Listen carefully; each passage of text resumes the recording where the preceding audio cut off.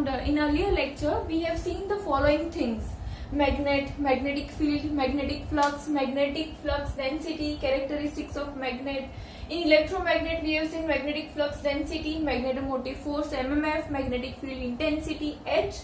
Then permeability of vacuum μ0, absolute permeability or relative permeability μr, reluctance, inverse of reluctance, permeance, relativity, types of magnetic material, that is ferromagnetic material, paramagnetic material and diamagnetic material. Relationship between B and H, that is flux density and field intensity, and magnetization curve or BH curve. In earlier lectures, we have seen that when a current is passed through a current carrying conductor, then magnetic field lines are produced around it. So now, the direction of magnetic field produced by the current carrying conductor can be found by using right hand thumb rule. So here we will see that in which direction we will obtain the magnetic field when current is going inside or when current is coming outside. Now let us take the example as shown here, the thumb rule. The thumb shows the current, the thumb shows the direction of current, and the fingers, like when we turn these fingers, it shows the direction of magnetic field lines. Now let me show you two examples of it. Here the current is coming inside. This is a current carrying conductor and current is coming inside the cross section area. So this is our right hand. The thumb shows the direction of current and the fingers, when we turn the fingers, it shows the direction of magnetic field lines. So here the direction of magnetic field lines are clockwise. Now here, when current is coming outside, the thumb shows the direction of current and the finger shows the direction of magnetic field lines. So here thumb shows current and this is the direction of magnetic field lines. And they are in anti-clockwise direction. Now here, when the current is going inside, the magnetic field lines are denoted by cross, and when the current is coming outside, it is denoted by a dot product. Now let me show you that using a nail, how we can it would be easier for us to study this. How it would be easier to remember the following things. Now let me show you example. Here is one current carrying conductor and this is a cross section area. So now when the nail, let me take example of a nail. Now when current is coming inside, like here we can see, and it is in this direction. So here what we can see is a cross. So this is denoted by cross. And when it is coming outside, so here like this we can see that when it is coming outside the cross section area, we can see a dot. So it is denoted by a dot. Here now we will see more about the magnetic circuits. Magnetic circuit is a closed path followed by a magnetic flux. It can be classified into two categories. One is simple, another is composite ones. A simple magnetic circuit is made up of a single magnetic material. As the name says, single magnetic circuit has single magnetic material. Such a circuit reflects the magnetic properties of the material used. Now if it is a single magnetic circuit, so we can easily know what are the properties of that particular magnetic material. And other is composite magnetic circuit. It will have minimum two different specimens.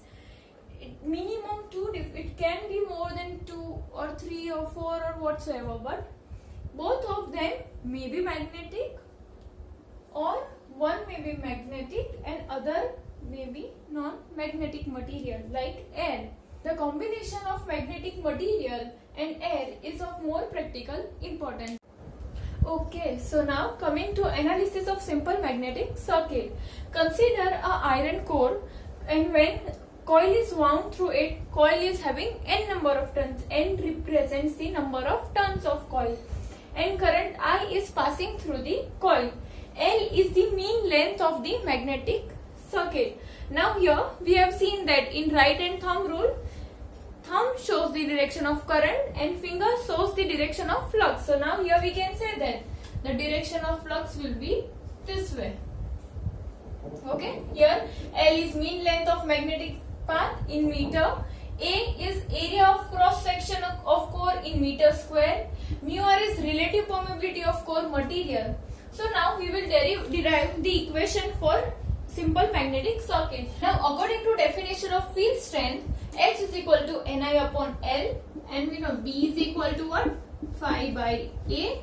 So also we can write B is equal to what? Mu 0 mu r into H. Let us give it equation 1. This is equation number 2. And from equation number 3 we can say that phi is equal to B into A. So now from this is, let's say, equation 4. So now putting value of equation number 2, that is value of B, in equation number 4, then it will be phi is equal to mu 0 mu r into H into A. Now what is the value of H from equation number 1? Ni upon L. So phi is equal to mu 0 mu r into N into I upon L into A. So now we know the value of S. S is reluctance. L upon mu 0 mu r into A. And what is inverse of reluctance? Permeance, that we can write as 1 upon S as mu 0 mu r into A upon L. Now can we see these terms here? Yes, mu 0 mu r A upon L. This is what? Permeance, 1 upon S.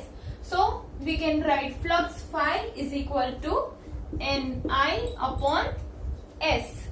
So this is what?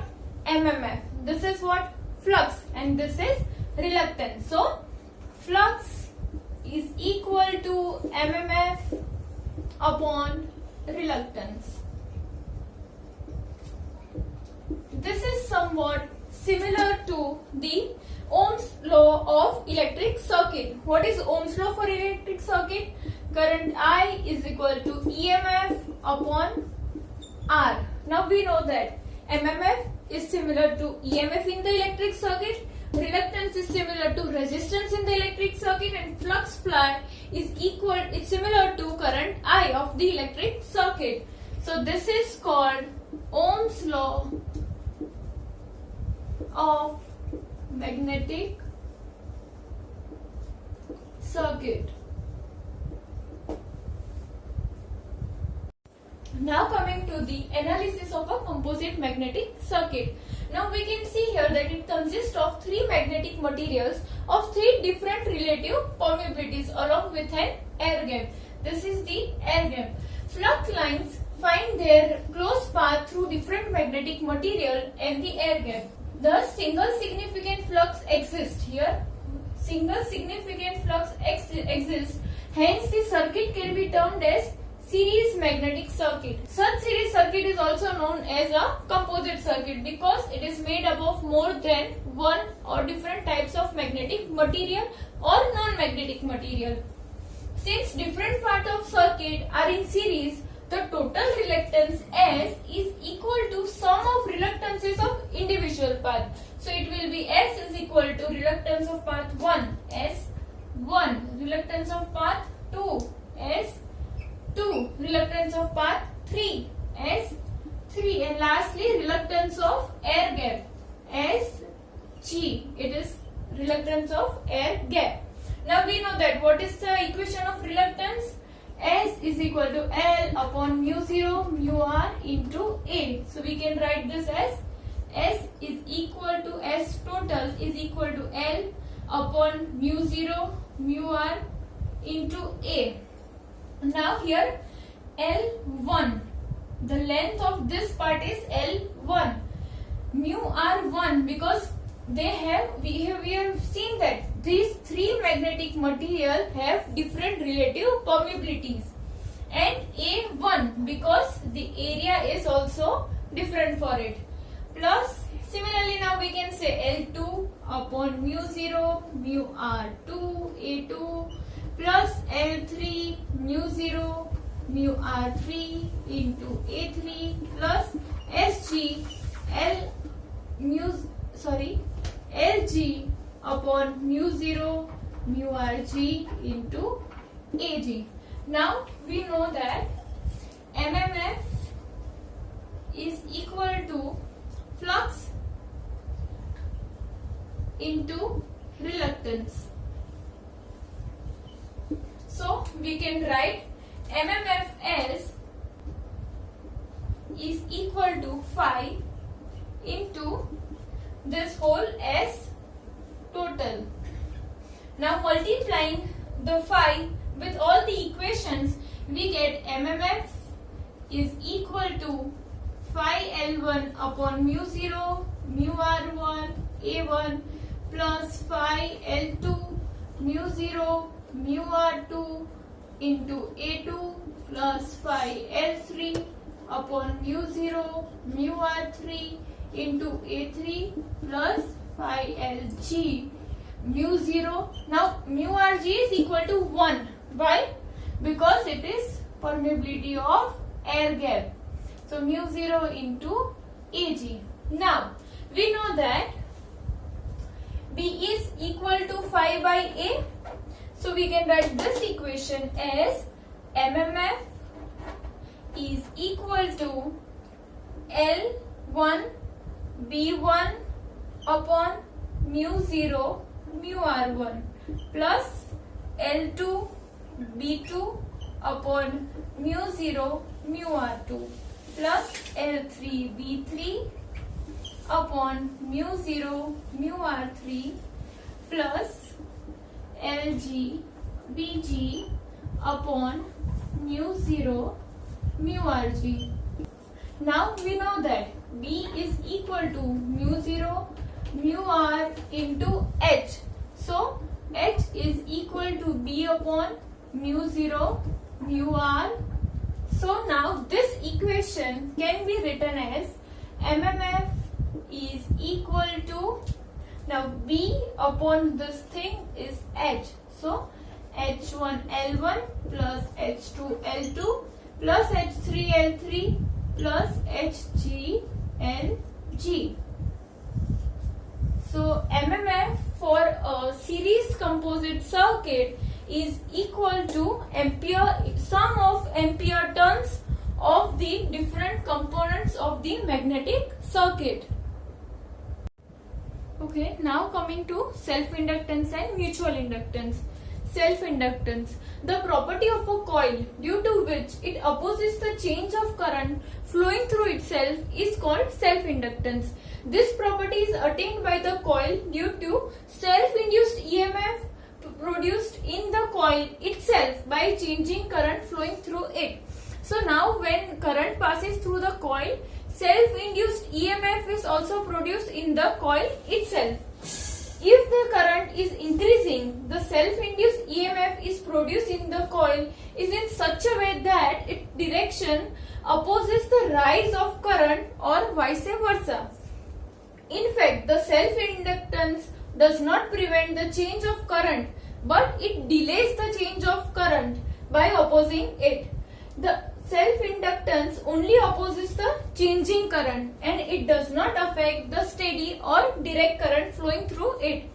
It is defined as flux linkage per unit current.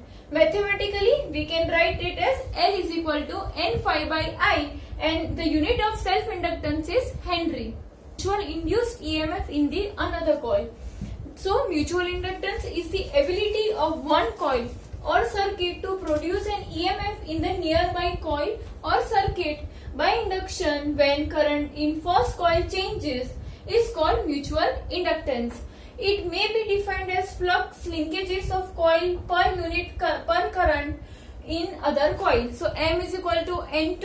N2 is what? Number of turns of second coil. Phi 12 is what? Flux induced in coil number 2 due to 1 upon the change of current in I1. Now if the change of current is in the circuit or coil number 2, then mutually induced EMF can be written as N1 phi 21 upon I2.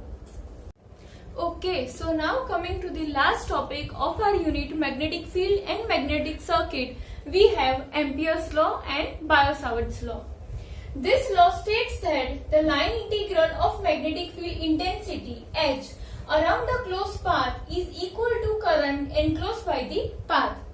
the magnetic field intensity H at distance r, this is distance r, from a current carrying conductor is expressed as the line integral of H, that is line integral of H multiplied by dl is equal to total current enclosed, that is equal to I. Now taking H is constant, so taking H out of integral, we have H into integration dl equal to I. Integration of dl is what? This. It is 2 pi r, mean length of the magnetic path. So H into 2 pi r is equal to I. So H can be written as I upon 2 pi r. Moving ahead to Biot-Savart's law. Now this law is also useful to determine the magnetic field intensity H around a current carrying conductor. According to Biot-Savart law, the magnetic field intensity at a point P due to the current flowing through an extremely small element dl, this is a small length dl, is directly proportional to current. So here dl is a small element, we take dh. It is directly proportional to I, current directly proportional to the length of element dl, and is also directly proportional to sine of angle theta. This is angle theta. Sine of angle theta. Theta is angle between direction of current and line joining point P with the dl as shown in figure. And it is also inversely proportional to square r or point P from element dl. So it is inversely proportional to r square. Now proportionality constant is 1 upon 4 pi. So we can write this as 1 upon 4 pi I dl sin theta upon r square. So this is our Biot-Savart's law.